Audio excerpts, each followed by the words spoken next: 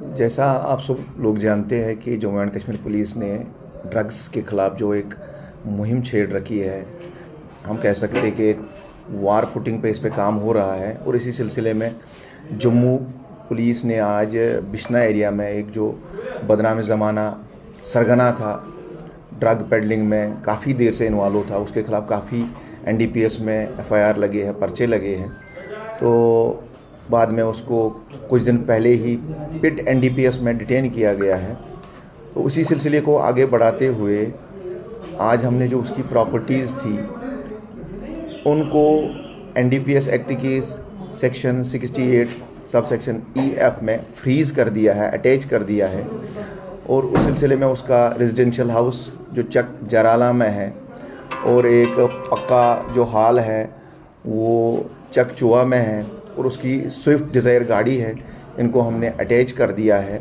तो जैसा शायद आप लोग जानते हैं कि इसका नाम चिराग अत्री के नाम से ये बंदा जाना जाता है। ये चक जराला का रहने वाला है, बिश्ना एरिया का।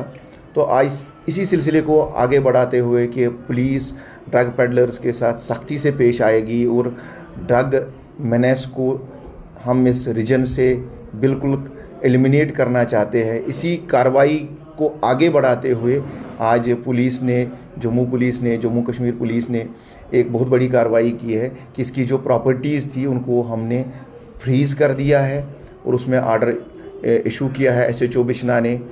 और अकॉर्डिंगली ये प्रॉपर्टीज़ अब ये सेल या लीज़ पे नहीं दे सकता है। और हमने जनरल पब्लिक को भी कहा है कि इसकी प्रॉपर्टीज़ को ना ख़रीदा जाए।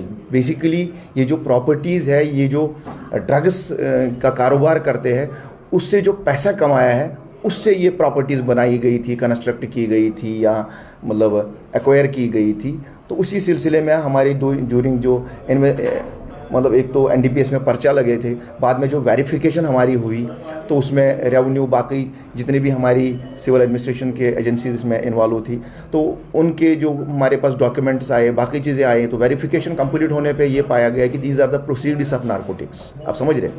तो तकरीबन एवेल्युएशन के हिसाब से 2 करोड़ के आसपास की है। एग्जैक्ट एवेल्युएशन में नहीं दे सकता, लेकिन एक मकान है, उसके बाद एक पक्का हाल है, उसके बाद गाड़ी है, तकरीबन 2 करोड़ के आसपास ये प्रॉपर्टी होगी और इसको हमने आज फ्रीज़ कर दिया है।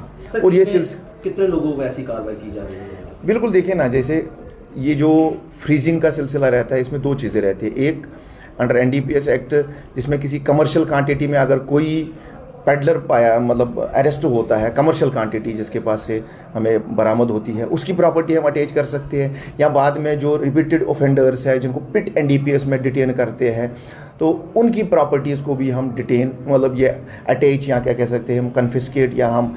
तो ये केस है, स्पेसिफिक केस चिराग अत्री वाला जो केस है बिश्ना एरिया का, ये पिट NDPS में आता था। इसको पिट NDPS में हमने रिसेंटली मतलब इसके पहले वारंट हुई थी, ये अवैध अरेस्ट कर रहा था। तो उसके बाद पुलिस ने इसको दर दबोच लिया, तो फिर हमारा कुछ हफ्ते पहले इसका पिट NDPS हमने एग्जीक्यूट किया। उसके बाद इसकी प्रॉपर्टी एवेल्युएशन हुई तो जिसमें ये पाया गया जो ये प्रॉपर्टीज़ है ये प्रोसीड्स ऑफ नारकोटिक से मेनली बनाई गई है।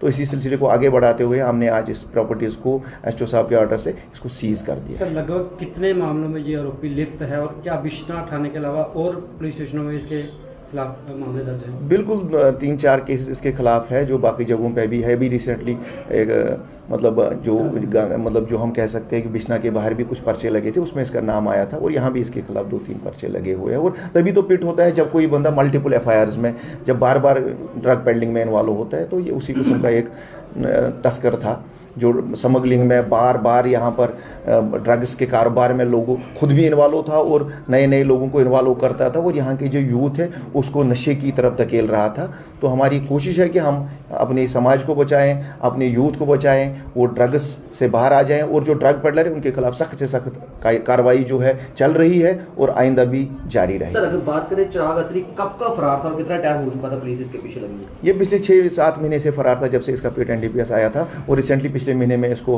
पुलिस ने अरेस्ट किया और उसके बाद इसका पिट एग्जीक्यूट हुआ। Thank you.